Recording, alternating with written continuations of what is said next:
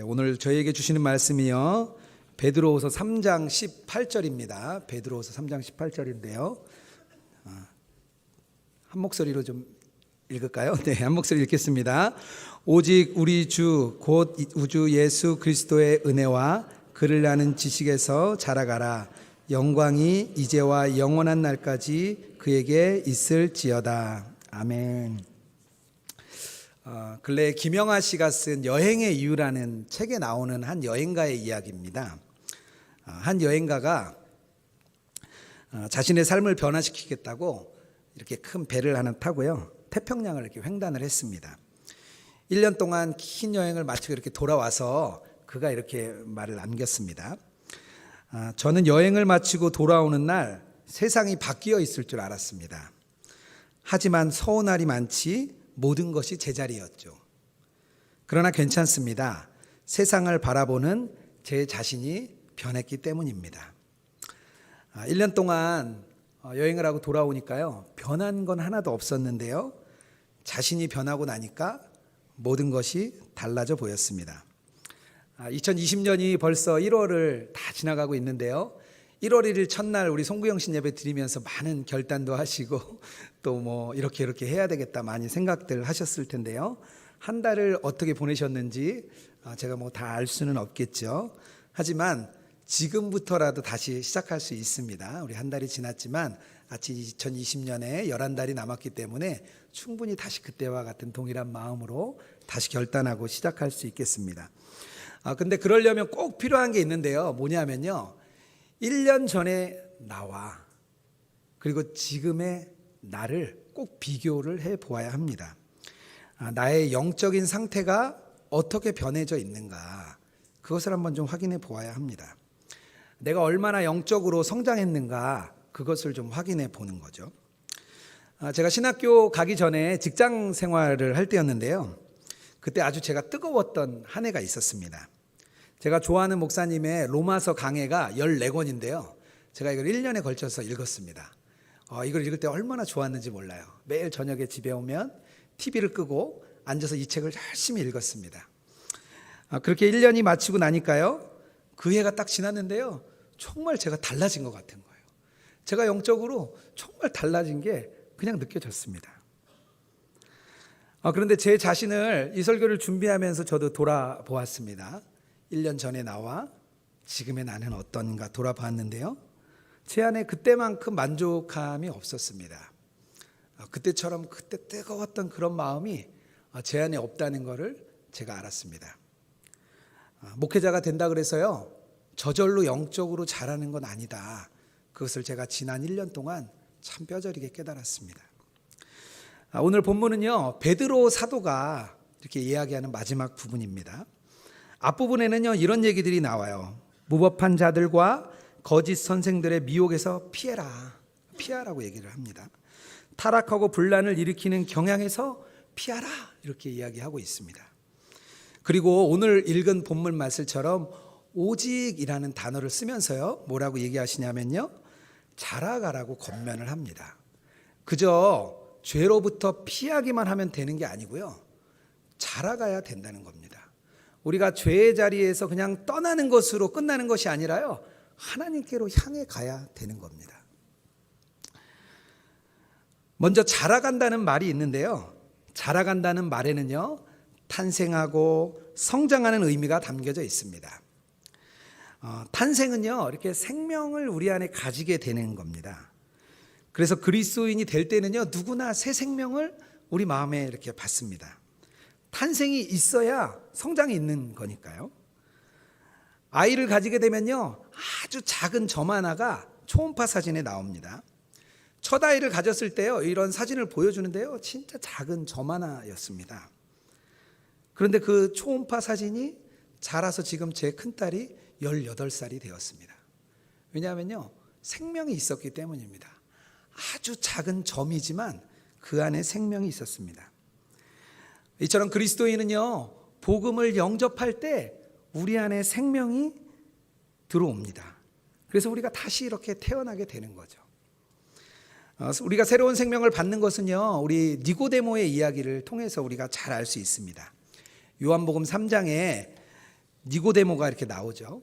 그가 낮에는 안 오고요, 밤늦게 이렇게 찾아왔습니다. 아마 조용한 때를 기다렸다가 온 게 아닌가 생각이 됩니다.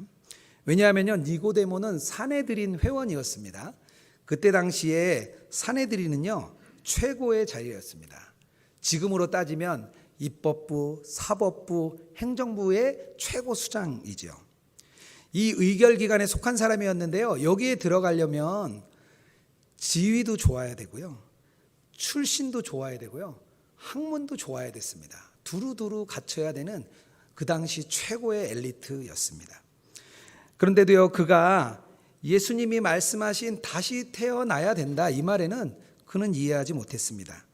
거듭난다는 게 도대체 무슨 말인지 그는 깨닫지 못했죠.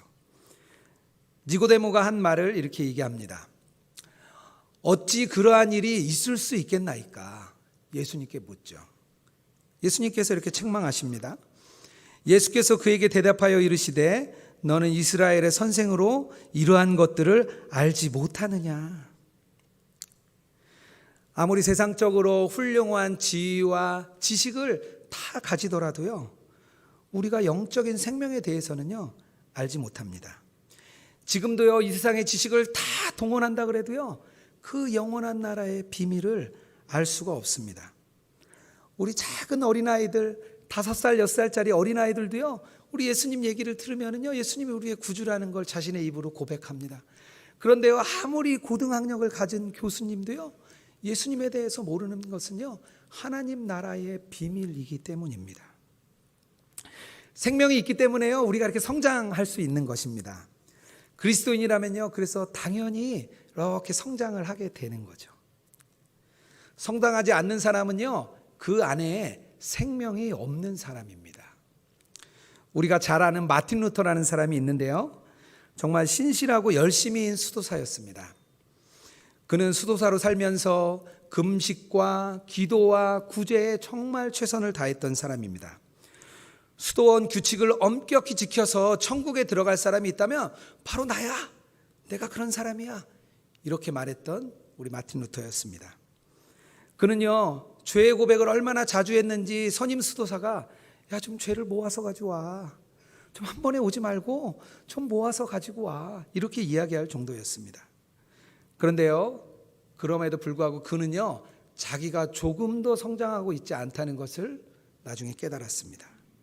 그 안에 생명이 없다는 것을 그가 깨달은 것이죠. 그리고 하나님의 그 의가 낯선 곳에서 우리에게 오지 않으시면 나는 아무것도 아니라는 것을 그는 깊이 깨달았습니다. 종교인으로 살면서 열심히 공로를 쌓았지만 그 공로는요, 그저 공든탑이 무너지는 것 같았습니다.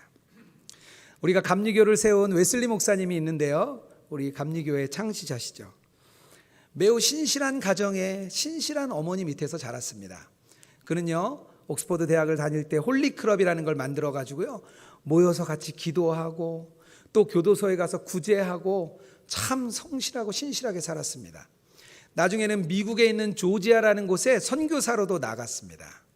그런데요, 그는요, 그 조지아에 가서 자기가 참된 생명이 없다는 것을 그곳에서 그는 뼈저리게 깨달았습니다. 도덕적이고 선한 일을 많이 했지만 자기 자신이 성장하거나 발전하고 있지 않다는 것을 우리 웨슬리 목사님이 그제서야 깨달았습니다. 생명의 원리는요, 그 안에 성장의 가능성이 있고요, 그리고 그게 이렇게 자라나야 합니다. 생명을 담고 있는 사람은요, 처음부터 달라요. 어떤 한 성도님이 그리스도를 마음의 주님으로 모셨어요. 그리고 교회에 왔어요. 주님을 정말 뜨겁게 만나고요, 교회의 여러 사역에 참여했습니다. 그런데 이제 믿은 지 얼마 안 되니까요, 너무 투박한 거예요. 이분은 너무나 투박했습니다. 이제 신앙생활을 막 시작했으니까요, 교회 문화도 모르고 교회 생활도 모르고 교회 용어도 잘 몰랐습니다. 그런데 이 성도님은요, 그가 참여하는 기도 모임은 늘 뜨거웠어요. 함께하는 소그룹에는요, 항상 은혜가 넘쳤어요.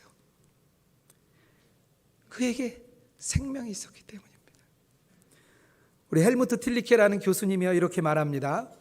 생생하게 살아있는 신앙에서 나오는 것은 무엇이든지 생생하게 살아있습니다. 이렇게 교수님은 얘기했어요. 살아있는 생명을 가지고 있으면요, 살아있는 게 나오게 됩니다. 우리가 명절에 우리 가족들 만났잖아요. 안 믿는 가족들 만났을 때 내 안에 생명이 있으면요, 생명이 드러나게 되어 있습니다. 생명을 가진 사람은요, 자라가는 거죠. 그렇다면 우리는 도대체 어떻게 자랄 수 있을까요? 우리는 도대체 어떻게 자라는 걸까요? 베드로 사도는요, 오늘 본문에서 그것을 두 가지로 말하고 있습니다. 오늘 본문인데요, 우리가 좀 한번 다시 읽으면 좋겠습니다. 함께 읽겠습니다.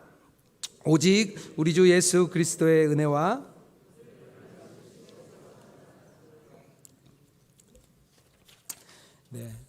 자라가는 방법을 이야기했는데요, 하나는 은혜고요, 하나는 지식입니다. 자라가는 방법은요, 은혜 안에서 자라가고요, 또 하나는 하나님을 아는 지식 안에서 자라가는 것을 말합니다. 먼저 좀 은혜 안에서 자라가는 것을 좀 이야기 나눠보려고 합니다. 은혜 안에 자란다, 이거 참 되게 범위도 넓고요, 너무 많은 다양한 의미가 담겨져 있습니다. 그런데 성경은요, 정확하게 말하고 있는 것이 하나 있는데요, 은혜 안에서 자란다는 것은요, 아래로 성장하는 것입니다. 아래로 성장하는 것을 은혜 안에 성장한다고 말합니다. 세상의 일반 법칙은요, 다 위로 성장을 하게 돼 있습니다. 나무도 위로 자라고요, 동물들도 위로 자랍니다. 어린아이가 일어서고 자랄 때 우리는 아이가 자라는 것을 막 박수 쳐주고 우리가 기뻐해 줍니다. 조직의 문화도요, 이렇게 위로 자라갑니다. 세상 문화 속에 살아가면요, 다 위로 올라가게 돼 있습니다. 연말에 동기들이 다 승진하는데요, 자기 혼자 승진하지 못할 때 그 오는 그 자괴감과 그 열등감은요, 이루 말할 수가 없습니다. 왜냐하면 남들은 다 성장하는 것 같거든요. 그런데 나는 그 자리에 머물러 있기 때문에 위로 자라는 성장에 비해서 나는 항상 안타까운 마음이 있습니다. 그리스도인들도요, 동일하게 이 성장에 대해서 오해를 합니다. 성장을요, 표면적인 성장을 이야기합니다.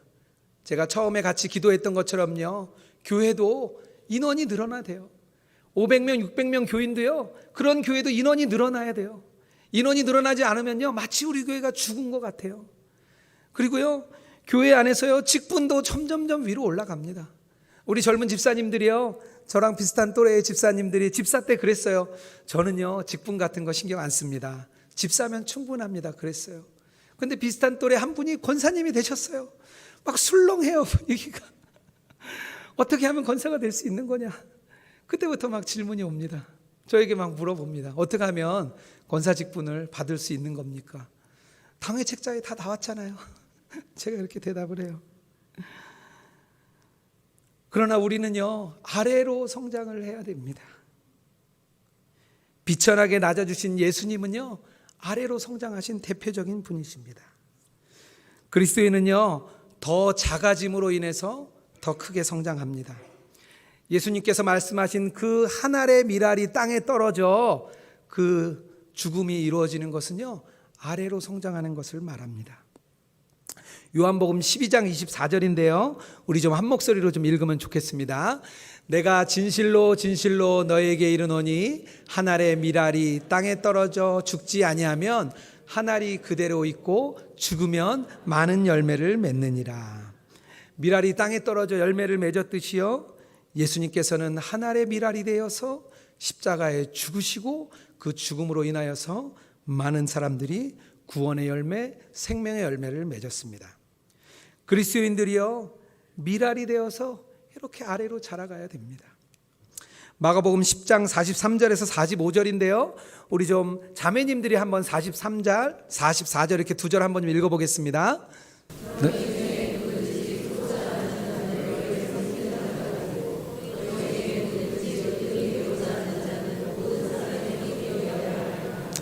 45절은 우리 남자 성도님들이 좀 함께 읽겠습니다. 인자가 온 것은 섬김을 받으려 함이 아니라 도리어 섬기려 하고 자기 목숨을 많은 사람의 대속물로 주려 함이니라. 아멘. 예수님께서 보여주신 성장은요, 그때 당시에 사람들이 생각하던 성장과 달랐습니다. 예수님 시대의 많은 사람들은요, 그저 예수님의 신성모독과 실패와 비참한 죽음만을 보았습니다. 그들은요, 예수님의 영광을, 하늘의 미랄이 썩어지는 영광을 알지 못했습니다. 아래로 성장하고 낮아진다는 것은요, 왠지 좀 실패하는 것 같아요. 아무것도 할 수 없고 아무 능력도 없는 그런 사람들의 고백인 것 같습니다. 유진 피터슨이 현실 하나님의 세계라는 책에서 이렇게 말합니다. 예수 그리스도의 영광은 우리가 습관적으로 생각하는 영광과는 다른 종류의 것입니다. 이 세상이 생각하는 영광과 우리가 생각하는 영광은 너무나 다른 것입니다. 그 낮아짐은요, 눈에 띄지도 않고요, 매력적이지도 않고요, 우리의 욕망과 자아를 올려주지도 않습니다. 예수 그리스도의 영광은 십자가의 영광이고 낮아짐의 영광입니다. 이 아래로 성장하는 것은요, 우리가 그 십자가에 우리가 참여하는 것입니다. 우리가 낮아지는 것은요, 예수님의 십자가에 우리가 동참하는 것입니다. 어거스틴은요, 그리스도인들에게 이렇게 말했습니다. 그리스도인들이여 부서져서 분배되어야 합니다. 우리가 아래로 자랄 때 자신의 힘으로 극복하고 자신의 힘으로 이기고 내 힘으로 뭔가 이루려고 하는 것을 우리가 포기하게 됩니다.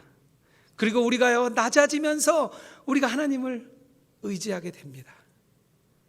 하나님을 의지하게 되는 바로 그 시점에서 우리가 자라나게 되는 것입니다. 하나님과의 그 관계가 낮아짐에서 이루어질 때 우리가 성장하게 됩니다. 우리가 아래로 자랄 때 우리를 하나님의 팔에 완전히 맡겨드리고요, 하나님을 전적으로 의지하는 우리들이 되는 것입니다. 은혜 안에 자라는 것은요, 그래서 낮아지고 아래로 자라는 것을 말합니다. 20세기를 대표하는 아주 유명한 신학자 중에 한 분이 있는데요, 이렇게 보시는 제임스 패커 목사님입니다. 나이가 90세가 이제 넘으셨습니다. 연세가 많아지면서 이분이 황반변성이 와가지고요, 눈이 머는 그 병을 갖게 되었습니다. 이분의 저작이 책과 글로 300여 편 이상 나왔습니다. 글로써 많은 사람에게 많은 복음을 전하고 많은 목회자들에게 영향력을 온전히 이렇게 펼쳤던 아주 위대하신 분입니다. 그런데 이 노년의 병은요, 그를 아주 쓸쓸하게 만들고 낮아지게 만들고 초라하게 만들었습니다. 그저 그 훌륭했던 영향력 있는 그런 어르신이 아니라 그냥 한 분의 노인이 되어 계셨습니다. 한 기자가 이 낙심했을 것 같은 제임스 패커 목사님을 찾아갔습니다. 그래서 이제 패커 목사님에게 인터뷰를 해요. 그런데 너무나 놀랄 만한 이야기를 듣습니다. 패커 목사님이 이렇게 말을 합니다. 자기는 눈이 먼 대신 마음으로 하나님을 보는 눈이 열렸다고 말을 합니다. 그리고요, 이렇게 말을 했어요. 하나님이 더 나은 세계로 우리를 인도하시기 위한 준비 방법입니다. 자기의 노년과 자기의 눈 멀어서 아무것도 할 수 없고 아무것도 볼 수 없는 상황에서요, 그는 아래로 자라는 것이 무엇인지 우리에게 보여주고 있는 아주 그런 훌륭한 분이셨습니다. 신앙이 성장한다는 것은요, 높은 곳에 내 힘으로 올라가는 것이 아닙니다. 내 힘으로 잘해서 내가 뭐를 잘해내는 게 아니라 하나님을 전적으로 믿고 의지하는 그 삶이 아래로 자라며 은혜로 자라는 것입니다. 우리 사랑하는 성도 여러분들과 아래로 자라기를 주님의 이름으로 축복합니다. 또 하나 자라가는 방법은요, 예수 그리스도를 아는 지식 안에서 자라가는 것입니다. 그리스도를 아는 지식은요, 단순히 그냥 우리가 아는 지식이 아니라 하나님과 이렇게 인격적인 관계를, 우리 예수님과 인격적인 관계를 맺는 것입니다. 그저 지식이 많이 풍성해지고 신학적인 학문이 커지는 것이 아니라 하나님을 더 깊이 알아가는 것입니다. 우리 존 맥키라는 신학자가 발코니와 길이라는 비유로 이 지식에 대한 이야기를 좀 잘 설명해 주고 있습니다. 스페인 사람들은요, 저녁이 되면 이렇게 발코니에 나가서 부산한 거리를 이렇게 내다보면서 밤하늘을 이렇게 바라보는 그런 관습이 있다 그럽니다. 발코니에서 이렇게 바라보는 사람들은요, 완전한 관찰자입니다. 거리의 삶에 관심은 있지만요, 나의 삶하고는 거리가 좀 있습니다. 발코니에 앉아있는 사람들은요, 아주 경건해 보일 수가 있습니다. 경건하게 찬양을 할 수도 있고요, 교회의 어떤 행사에도 참여할 수 있습니다. 만나는 사람과 경건하게 인사를 나눌 수도 있고요. 그리고 경건한 모습으로 보여질 수도 있습니다. 하지만 그런 사람들은요, 관계가 없습니다. 그런 사람들은요, 진정한 삶과 먼 괴리감이 있을 뿐입니다. 거리로부터 멀리 떨어진 삶은요, 그저 피상적인 삶이고 미숙한 삶일 수밖에 없습니다. 그런 사람은요, 고난이 닥쳐오면요, 그냥 넘어집니다. 그런 사람은요, 어려움이 닥쳐오면요, 이겨낼 힘이 없습니다. 왜냐하면 자기는 관찰자였거든요. 반대로 길 위에서 삶을 바라보는 사람들은 다릅니다. 예수님과 관계를 맺고요, 주변 사람들과 관계를 맺는 그런 사람입니다. 길 위에 있는 사람들은요, 이렇게 참여하는 사람이라고 말을 합니다.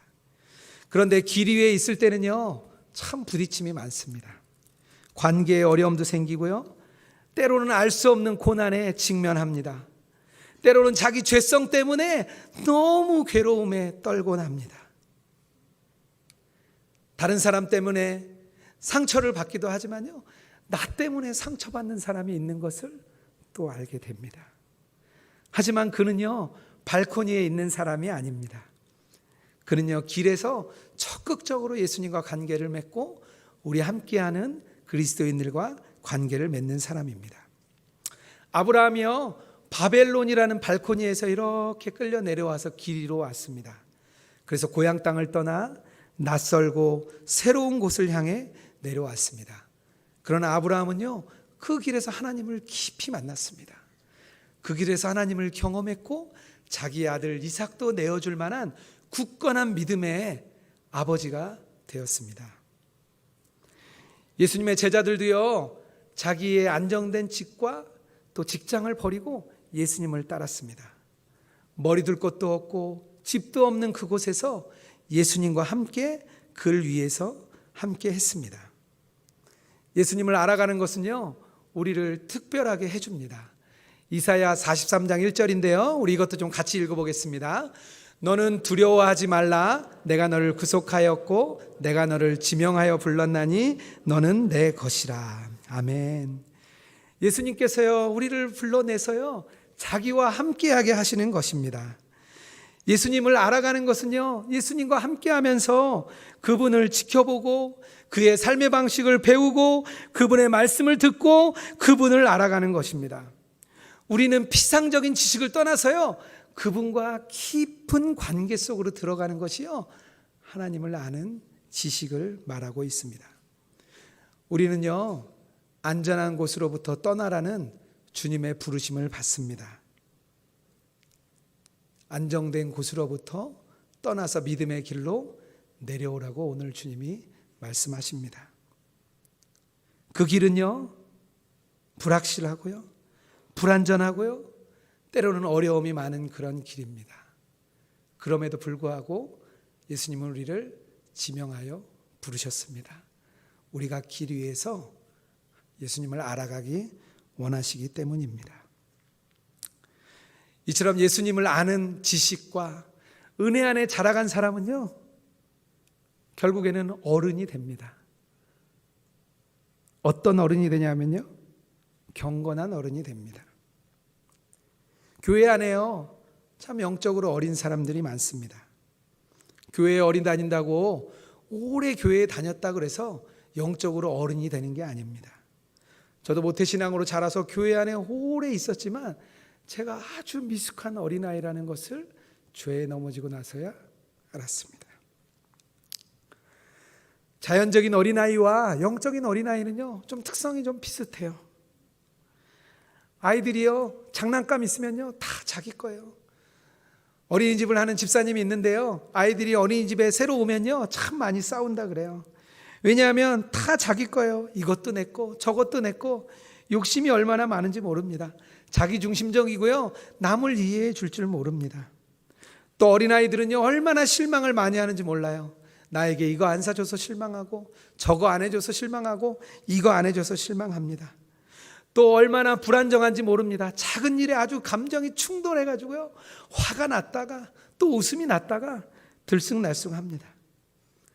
이 모습들이요, 어린아이의 모습인데요, 우리가 교회 안에 있는 영적인 어린아이의 모습과 대부분 동일합니다. 섭섭하고요. 뭔가 나에게 관심을 안 가져줘서 서운하고요. 뭔가 교회에 갔다가 너무 화가 나서 집에 돌아갑니다. 영적으로 성장하지 않는 사람은요, 그저 자연적인 어린아이와 같습니다. 세상 사람들은 왜 교회를 우습게 생각하는 것일까요? 경건한 어른이 아니라 어린아이들이 너무나 많기 때문입니다. 제가 이렇게 페이스북 이렇게 글도 쓰고 많이 들어가서 보게 되는데요. 거기에 제가 아는 사람이 거기에 쓰는 글과 다른 사람이 있습니다. 뭔가 자기를 막 포장해서 쓰고요. 뭔가 다른 사람을 SNS 상에서 만들어냅니다. 동행일기를 쓸 때도요, 그런 분들이 좀 있어요. 제가 동행일기를 담당하다 보니까요, 저에게 막 와서 얘기해요. 목사님, 저분 그런 분 아니에요. 일기 속에 그런 분이 아닙니다. 저는요, 저분만 안 쓰면 제가 일기 쓸 거예요. 그런 분들 너무나 많아요. 왜냐하면요, 이 삶과 실제적인 자기의 모습이 너무나 다르기 때문입니다. 삶으로 드러나지 않는 신앙은요, 그저 어린아이 같은 공허한 메아리일 뿐입니다. 지금은요, 경건한 어른이 교회 안에 많이 필요한 때입니다. 몇 년 전에 레미제라블이라는 영화가 이렇게 개봉을 했습니다. 그 빅토르 위고라는 책에 쓰신 분의 이 책을 이렇게 뮤지컬 영화로 만든 것이죠. 장발장 이야기가 거기 나옵니다. 우리가 장발장 잘 알고 있죠. 장발장은요, 굶주린 가여운 조카를 위해서 빵을 한 조각 훔쳤다가 5년을 선고받았습니다. 그리고 4번의 탈옥 끝에 19년을 살고 추록했습니다. 추록하고 나니까 전과자로서 일할 데가 없는 거예요. 그래서 이리저리 헤매고 다니다가 우연히 미리엘 주교에게 숙박을 제공받았습니다. 그런데 우리가 잘 아는 것처럼 그곳에서 은식기를 훔쳐서 도망갔다가 다시 잡혀옵니다. 경찰이 장발장을 데리고 미리엘 주교에게 오죠. 그랬는데 미리엘 주교가 이렇게 장발장을 거짓 증언으로 구해줍니다. 그러면서 자기의 은초대도 우리 장발장에게 줬죠. 그러면서요, 미리엘 주교가 이 영화 대사 중에 이렇게 장발장에게 이야기합니다. 내 형제여, 이것을 기억하십시오. 이 사건 속에 더 큰 계획을 보십시오. 당신은 이 귀한 은을 정직한 사람이 되는데 사용해야 합니다.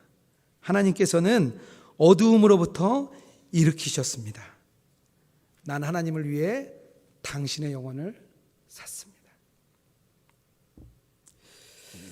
미리엘 주교는요, 우리 장발장이 훌륭한 사람, 경건한 사람이 되는데 은혜의 통로가 되었습니다. 장발장에게 사랑이 무엇인지를 가르쳐 주었습니다. 이 미리엘 주교는요, 경건한 어른이었죠. 신약에서 가장 경건한 어른이 있다면요, 사도 바울이라 생각합니다. 그는요, 교회를 개척하고 다니면서 한 교회에 오래 있은 적도 없습니다. 그런데 그는요, 계속 교회를 세우며 나가면서요, 어려움이 있는 교회마다 편지를 계속 보냈습니다. 그리고 또 어려움이 있는 교회는 또 우리 사도 바울에게 찾아왔습니다. 그리고 또 조언의 편지를 그들에게 이렇게 보내주었습니다. 그 내용이 오늘의 성경이 되었습니다. 경건한 그리스도인의 한마디 한마디가 그리스도인들을 세워주었고 교회를 세워주었습니다. 그리고 지금의 교회도 그 말씀을 가지고 세워져 나가고 있습니다. 미국의 유명한 신학자 중에 스탠리 하워스라는 분이 있습니다. 그분이 덕과 성품이라는 책을 썼는데요. 아마 이렇게 미국에는 대부모라는 그런 이렇게 그 문화가 있나 봐요. 친한 우리 친구에게 자기 자녀를 낳고 대부모가 돼달라는 이렇게 이야기를 듣습니다. 그리고 이 대부모로서 그 아이가 잘 자라도록 1년에 한 번씩 이렇게 편지를 이렇게 매년 보내줍니다. 그래서 15년 동안 쓴 편지를 모아서 덕과 성품이라는 책이 나왔습니다. 스탠리하워 목사님은요, 대부모의 역할을 이렇게 이야기합니다. 제가 좀 읽어볼게요. 대부모의 전통적인 역할은 너에게 신앙의 이야기와 교회의 이야기를 들려주고 그 다음에 그 교회의 내 삶의 이야기를 다시 들려주는 거야. 그렇게 해서 교회는 거룩하게 세워진단다. 경건한 어른들이요, 아이들에게 자기 신앙을 이렇게 보여주는 겁니다. 말로 하는 게 아니고요, 삶으로 보여주는 겁니다. 아이들은요, 그 이야기를 듣고 자라는 거예요. 교회 안에서요, 다 보고 자랍니다. 우리 아이들이 그렇게 자라서요, 어떻게 되냐면요, 교회에 자기 신앙을 다시 보여주는 겁니다. 이게 교회라고 이야기하는 겁니다. 그래서 교회는요, 거룩하게 그렇게 세워진다고 말하고 있습니다. 저에게 그리스도 안에서 자란다는 것은요, 해도 되고 안 해도 되는 그런 선택은 아니었습니다. 죄로 인해 무너진 인생의 밑바닥에서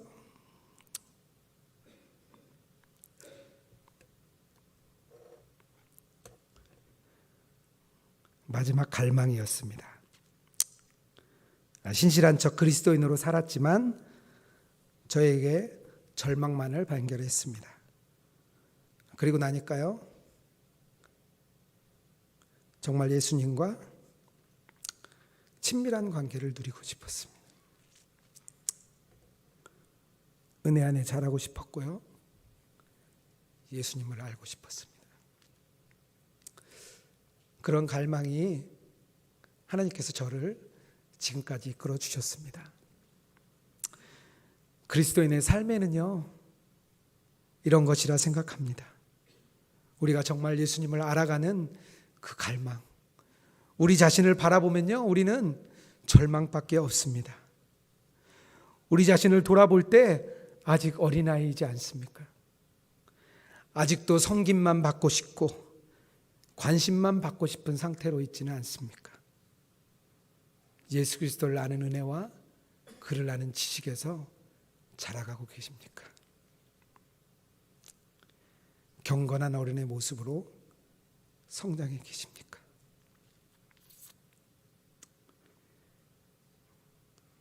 이 말씀이 우리에게 주는 질문입니다. 우리 사랑하는 성도 여러분, 우리가 함께 그 성장을 이루어 나가기 원합니다. 우리 선한목자 교회 안에는요, 일송일기를 통해서 자기를 점검하고 또 좋은 속회의 공동체를 통해서 함께 세워주고 격려해주고 밀어주는 공동체가 있습니다. 우리 선한목자 교회 안에 경건한 어른들이 많이 일어나기를 주님의 이름으로 축복합니다. 이 시간 우리 함께 나주님의 기쁨 되기 원하네 우리 찬양하며 나아가기 원합니다.